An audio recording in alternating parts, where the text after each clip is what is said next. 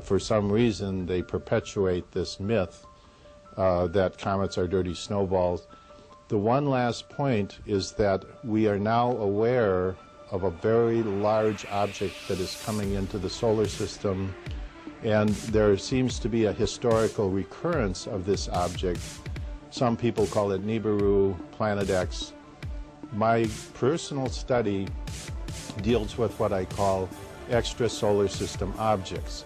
Some are big, some are small, but there's no question that there are hundreds, possibly thousands of these objects which come into our solar system periodically and then go out in a long orbit. Some may have a 100,000-year orbit. We saw one last February 2003, which we now call Comet NEAT D1, which had a 33,000-year orbit. A very large object that came very near the sun, was tremendously large and affected the sun. This is the other thing, is that comets have the ability to affect the energy output of the sun.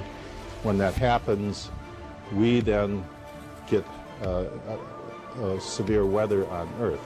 So there's many aspects to the effects that these large comets can have on the solar system and on planet Earth. But the bottom line is, comets are not dirty snowballs. They are a very energetic plasma interaction of an asteroidal rocky body with the solar electric field. Very complex topic, and for some reason one that, like I say, is very much now accepted in the upper tiers of science, what I call the secret science in the United States and with scientists around the world. I should mention also that as early as the mid-1990s, my work had been translated into Russian and is being taught as the top-level science in Russia today regarding comets, the electrical nature of the solar system, yet it is hardly even known about in the Western Hemisphere. So now what I want to show you are the comets coming in from the south, and if you've seen my homepage, I've got dozens and dozens of these. I picked a couple just to show you, and look down in this region where I've got the mouse arrow coming up. There it comes, you see it? Boom, the sun explodes. Now, according to NASA, that's a half-a-mile wide little ice ball. Do you think that that's causing the sun to explode the way it does, and it's a little ice ball? Well, according to those people, that explosion is just coincidence. How many of these do you have to see until you realize that it's not coincidence? Comets are electrically... This is the flare. Whoops, I'm sorry, whoops. I jumped ahead just a little bit here. There's a kind of a thing on the side of this mouse I keep hitting. Let's go back to this. Okay, right here, the first comet coming in misses that flare. The second comet comes in and directly hits it, and this is the result. NASA says coincidence. That big flare, the biggest flare we've ever seen in the solar system. We know from historical records that there at least was one big object that came by Earth a long time ago. I'll just, instead of using years or thousands of years, because the Earth shows us that it has very tremendous changes that have gone on very rapidly. And modern science is striving desperately to use standard processes to explain this. Hello YouTube, Scuminati Disclosure here. I wanted to show you this alleged first video of Comet 2012 Ison.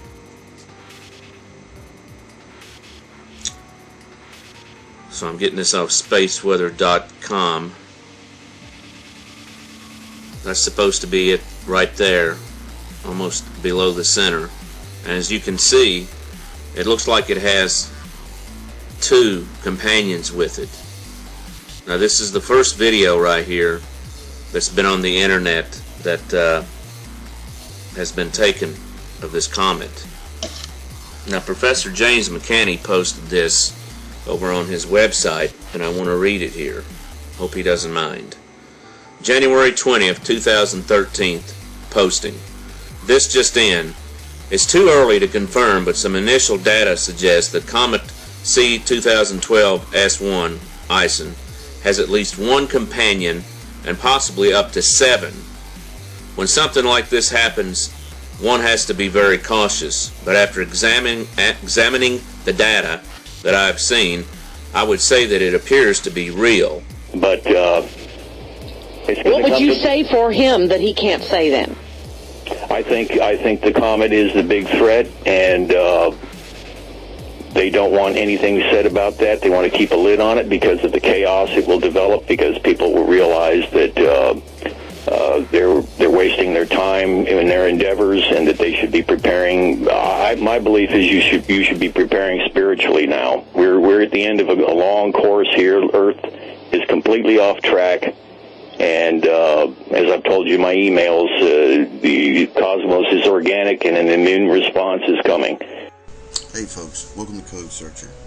Listen, somebody sent me a video of Paul Bailey. He did something on Ison here recently, the Comet. They reminded me that even though I covered Ison over at Livestream, it's been months now, I needed to do it over in YouTube. What I have here is wormwood. And what I want to show you is a connection to Ison in Revelation 8:8. I'm going to do a series of 3 videos cross-confirming each axis term. One axis term will be wormwood. One axis term will be Comet 2012 S1, which is Ison. And the third will be Michael Drosman's comet table from his book. And I've been looking for this comet he's talked about for years. For those that you know me, know I've been doing this, and only recently, when Ison was identified, have I been able to make a connection to Michael Drosman's Doomsday Comet table. And I will show you his expanded version of that table. And it's not good, folks. It spells out complete disaster. But here in this table, what I wanted to show you, again, we have the axis term wormwood. Sorry about that. Here in the blue, we have the famine. The famine is there. Also, at the top, we have harbinger, and it's there twice. It's there at a skip of, I believe, 1, 2, 3, 4, 5, 6, 7, 8, 9, 10, 11, 12. Skip of 12. So there's 12 letters between letters. And then skip of 1, which is in the plain text. Right here in the blue is the comet. And here we have Revelation crossing over the axis term. Now here the red, or the pink, is the word for calamity, or bitterness, or poison. It moves this way. And this is interesting. The Lord woke me up. I was thinking about words to run in this table, and I remembered someone asking me to look for the rapture. Here it is. Rapture's there in the green. Down here in the bottom of the brown is the word for, or the words for blood water. Blood water. Here in the plain text, I've highlighted just a few verses, just some things that I've seen I thought might have been significant. I haven't translated all of the text and looked at everything so far, but I will revise this when I do. Here we have the next Sabbath.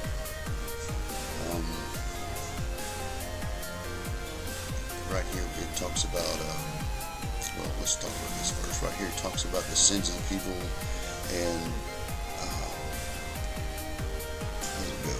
Bear the sins and will die childless. They will bear their sins and die childless. And right here we have the harvest. When I get the rest of the plain text translated and looked at it real thorough, I'll give you the rest of it. But so far, oh, let me show you this. Ison is here as well. The comet name Ison. Here it is. Aleph Nun, Yud, Bet, Nun. Just to show you that, I want to go to Google and show you Ison, I-S-O-N. And over here we have Aleph, Nun, Bet. Excuse me, Aleph, Nun, Yod, Bet, Nun.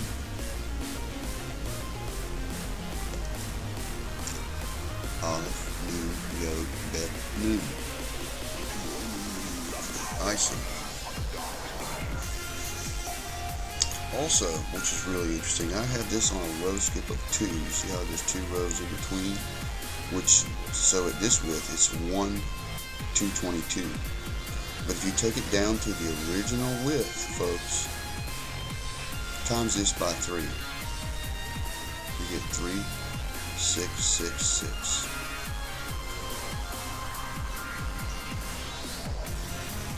If I find anything else in this table, I'll make another video and revise it. Be looking for the next 2. They all 3 confirm one another. This is definitely the comet I've been looking for. It is definitely connected to wormwood. I'm not saying that it is wormwood, but they are connected.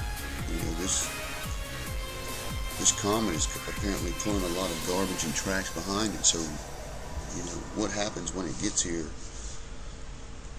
Well, you'll see in the other tables. It's not going to be good. It's definitely a harbinger, like it says up here. And then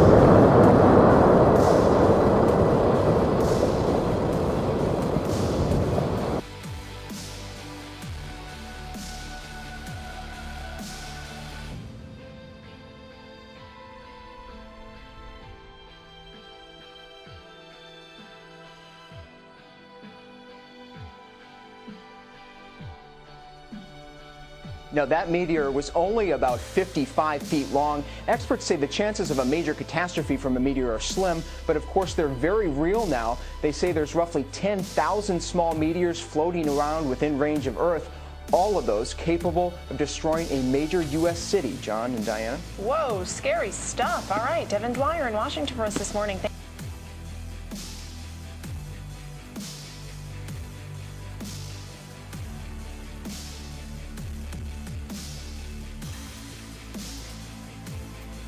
To you is, if it's coming in 3 weeks, pray.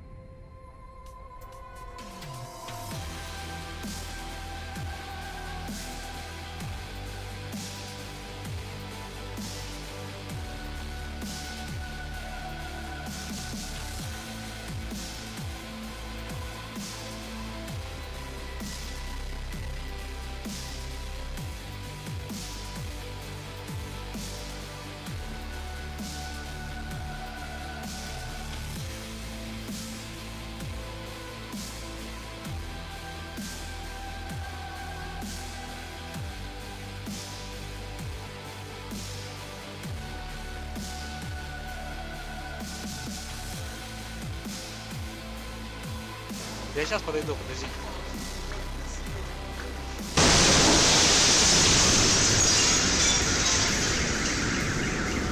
Нифига себе.